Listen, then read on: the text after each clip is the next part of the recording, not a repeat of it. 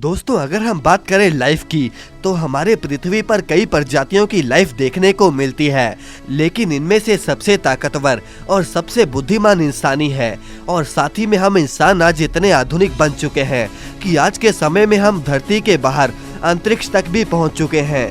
आज हमारे साथ विज्ञान है जिसके जरिए हमने हमारे अस्तित्व का काफी हद तक सही अनुमान लगाया है।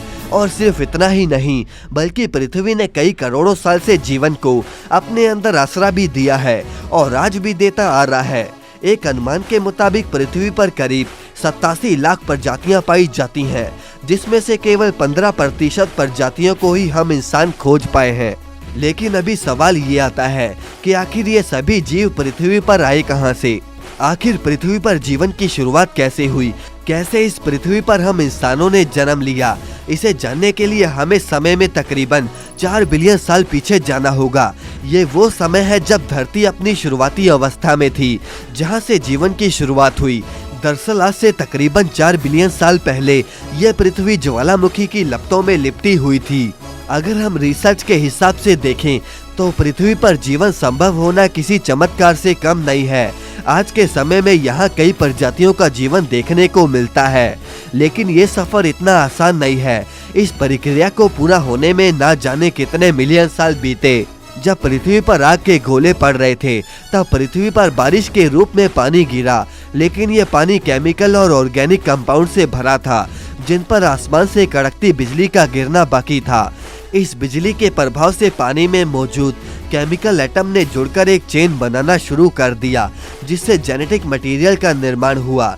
इस मटेरियल का ऐसे खतरनाक वातावरण में बचना मुश्किल था, लेकिन पानी में मौजूद ऑयली मटेरियल की वजह से सिंगल सेल ने पानी के अंदर ही पनपना शुरू कर दिया। और इस सिंगल सेल ने आज से 3.5 बिलियन साल पहले खुद को कॉपी किया, जो कि केमिकल इंस्ट्रक्शन और जेनेटिक मैसेजेस की मदद से ही पूरा हो पाया। और यहीं से पृथ्वी पर जीवन की शुरुआत गिनी जाती है।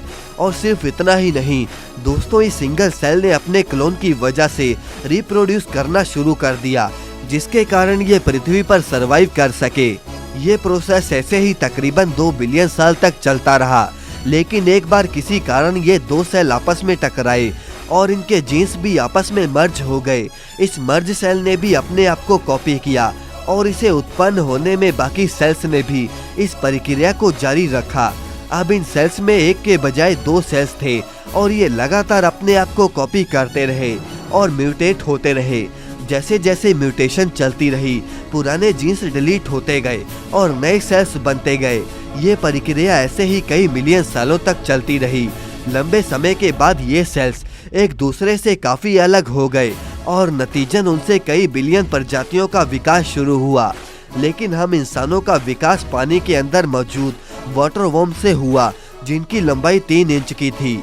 आज से तकरीबन 550 मिलियन साल पहले मेल और फीमेल जेंडर का विकास हो चुका था, लेकिन अब हमारा मकसद अपनी संख्या बढ़ाना था। लेकिन इन वाटर वर्म्स के पास आंखें नहीं थी, जिसके कारण ये मादा को पहचानने में असमर्थ थे। लेकिन कुदरत के एक और चमत्कार के कारण इन वाटर वर्म्स में आंखों का निर्माण हुआ, जिसकी वजह से वो अपना पार्टनर ढूंढ सकते थे। अब ये वाटर वर्म्स अंधेरे और उजाले की पहचान कर सकते थे, अपने लिए भोजन ढूंढ सकते थे, जिसके कारण वो लंबे समय तक जीवित रह सकते थे। ऐसे ही कई हजारों साल बीते और धीरे धीरे सभी जीवों के पास आंखों का निर्माण हुआ और वो पानी के अंदर सब कुछ देख सकते थे। लेकिन सिर्फ देखना ही काफी नहीं था, इसीलिए धीरे धीरे उनकी आंखों के पीछे नर्व सेल इकट्ठे हुए और उनके अंदर समझने की भी क्षमता उत्पन्न हुई। और दोस्तों, ये सबसे पहले एक मछली के अंदर विकसित हुई थी, लेकिन अभी भी उन्हें पानी के अंदर दूसरे जीवों से काफी ज्यादा खतरा था। इसीलिए कुदरत ने उन्हें बचने के लिए उनके अंदर दांतों को विकसित किया और इनकी चमड़ी भी पहले से काफी ज्यादा सख्त हो गई, जिसकी वजह से अब ये मछली अपने लिए शिकार कर सकती थी।